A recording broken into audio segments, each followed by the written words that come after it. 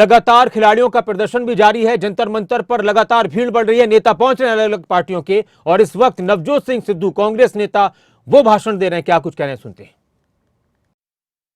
Women of esteem, recognition, champions, अगर उनका यह हाल है, अगर उनको 10-10 दिन सड़कों पे भटकना पड़ रहा है, तो एक आम नागरिक का क्या हाल होगा, यह सारा देश सवाल कर रहा है। यह सिस्टम पे सवाल है, यह मेरी निजी लड़ाई नहीं है। और मैं आपको बता दूं, justice delayed is justice denied. अगर ज्यादा देर ये जस्टिस डिनाई हुआ तो सिद्धू जान की बाजी लड़ाएगा, जान की बाजी। और मैं फड़ नहीं मारता हूं। सबसे पहली बात, कार्रवाई दोषी पे नहीं, उस अफसर पे भी कीजिए जिसने 10 दिन एफआईआर दर्ज नहीं की। Lalita Kumari versus the state of UP, it is mandatory to register the FIR once a cognizable offense is deciphered. और वो जो cognizable offense proven हो गया है, तो फिर उसकी ऑप्शन नहीं है, उसे FIR दर्ज करनी पड़ेगी। और अगर वो नहीं करता तो 166 के तहत 2 साल कैद भी हो सकती है। नंबर 2, सबसे बड़ा सवाल कि दोषी एक डोमिनेंट पोजीशन पे है, अक्यूज्ड एक डोमिनेंट इन्फ्लुएंशियल पोजीशन पे है। वो किसी का भी करियर बिगाड़ सकता है और किसी को भी धमका सकता है। तो फिर आप कैसे एक्सपेक्ट करते हैं कि वो इतनी डोमिनेटिंग पोजीशन पे है, एक फेयर इन्वेस्टिगेशन होगी?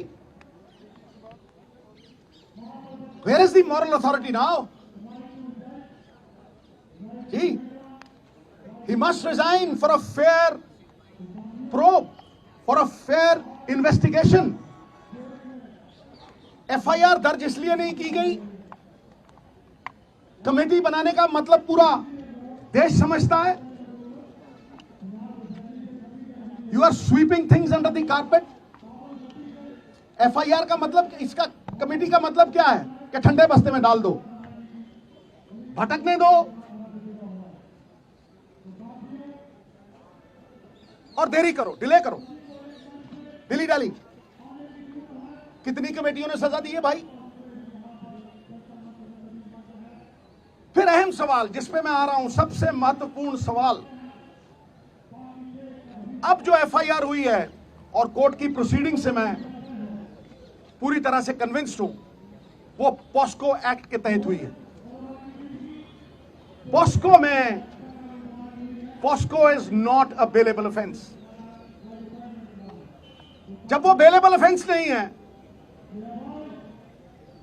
किस धारा के तहत किया है? आप माइल्ड एफआईआर तो नहीं कर रहे उसे क्लीन चिट देने के लिए, बैकडोर एग्जिट देने के लिए। बताइए किस धारा के तहत आपने वो किया है? और क्योंकि वो माइनर की कंप्लेंट है, उसमें कंसेंट मैटर नहीं करती। मिनिमम सजा 3 से 5 साल है, अरेस्ट क्यों नहीं हुई? I am asking the question, ये अरेस्ट क्यों नहीं हुई? और सबसे बड़ी बात, इस बात को मैं आपको विनती कर रहा हूं, इस बात को मैं चिल्ला चिल्ला के कह रहा हूं कि अगर आप सच तक पहुंचना चाहते हैं, अगर आप तथ्यों तक पहुंचना चाहते हैं, you want to uncover the truth, तो जैसे बाकियों की होती है, custodial interrogation is a must. पकड़ो जैसे होता है, अरेस्ट करो और कस्टोडियल इंटेरोगेशन, वरना it is a meaningless exercise, फिर उसका कोई फायदा नहीं है। बारंबार 10 दिन भटकाते रहे हो, इतने बड़े बड़े लोग हैं, तालीम का जोर इतना, तहजीब का शोर इतना, अरे बरकत क्यों नहीं होती? तुम्हारी नीयत में खराबी है, तुम्हारी नीयत में खराबी है। और देवताओं की नीयत में भी आ जाए अगर फर्क, नजारा चाहे जन्नत का क्यों ना हो जाएगा गर्क। सो ये सबसे अहम मुद्दा है साहब। क्या कानून ऊंचे लोगों के लिए दोहरे मापदंड रखेगा? जिन्होंने देश को गौरवान्वित किया, जिन्होंने मेडल जीते,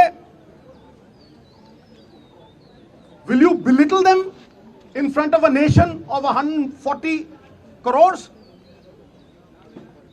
Why is this happening? अरे जिनके मत से बनती हैं सरकारें, खेल जगत के चमकते हुए सितारे आज सड़कों पे दर बदर भटक रहे बेचारे। क्यों? Is the law different for the high and the mighty? It cannot be. Resignation होना चाहिए, इंटेरोगेशन होनी चाहिए, और सबसे बड़ी बात, अरेस्ट करके कस्टोडियल इंटेरोगेशन। मैं इस केंद्र बिंदु पे खड़ा कर रहा हूं। केंद्र बिंदु तो ये लड़कियां हैं। अरे साहब, शेरनियों की दहाड़ है इनकी। नहीं तो जब ऐसे केस होते हैं, धन्य है हमारी संस्कृति। कितने ही बब्बर शेर हो जाए, सवारी तो दुर्गा ही करती है, समझे? धन्य है वो मां बाप जिन्होंने ऐसी बेटियों को जन्म दिया जो जुर्रत रखती हैं, जो सवाल करती हैं। क्या आपको लगता है कि ये सिर्फ अपने लिए लड़ रही हैं, या पूरी दुनिया की औरतों के सम्मान के लिए लड़ रही हैं? और ये दहाड़ चंद लोगों तक सीमित नहीं है, ये मूवमेंट है। Movement, it is a movement. You will see support pouring from all quarters. इसे रोक नहीं सकेगा तूफान। जब झूम के उठेगा, तिनकों से न टाला जाएगा। सो मेरी आपसे रिक्वेस्ट है, मैं बात लंबी नहीं खींचना चाहता, बात टेक्निकल करूंगा, बात लीगल करूंगा, और बात वो करूंगा जो देश की आवाज है। ये देश देखना चाहता है कि दोहरे मापदंड क्यों हैं बड़े लोगों के साथ।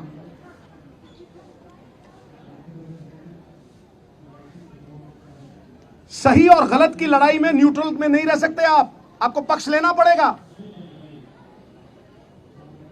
आपको पक्ष लेना पड़ेगा। सत्य तक पहुंचने के लिए, आम आदमी में विश्वास जगाने के लिए लखीमपुर खीरी की तरह मत कर देना। मैं कहता हूं किसी पार्टी का हो, कोई भी हो, यह पक्षपात क्यों कि तुम करो तो न्यारी लीला, कोई और करे तो कैरेक्टर ढीला। ताड़ी नहीं भाई, आज ताड़ी नहीं। ये लोगों का दुख, दर्द, तकलीफ है। एक स्पोर्ट्समैन होने के नाते मैं जानता हूं पसीना बहाए बिना यह अचीवमेंट नहीं हो सकती। इनके सेल्फ एस्टीम को ठेस पहुंचाना इज हर्टिंग नेशनल प्राइड।